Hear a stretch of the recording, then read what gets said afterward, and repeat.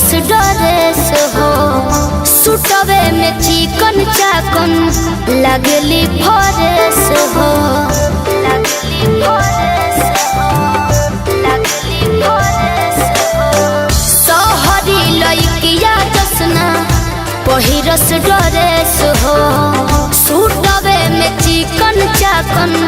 लगली फरेस हो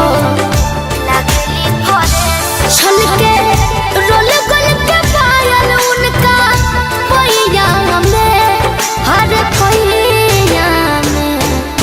हमार जान रहेली मड़ैया में हमार जान रहेली मड़ैया में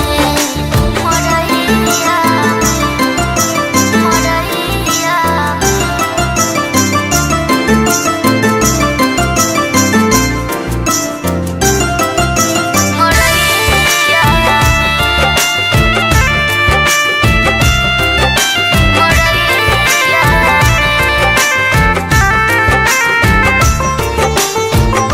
डबल चोटी में वो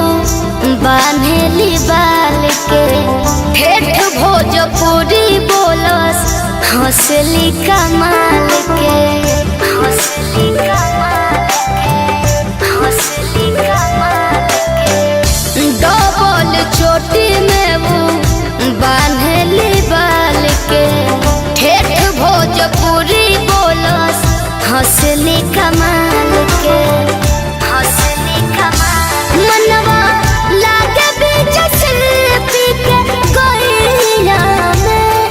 आज गैया में हमार जान रहेली मड़ैया में हमार जान रहेली मड़ैया में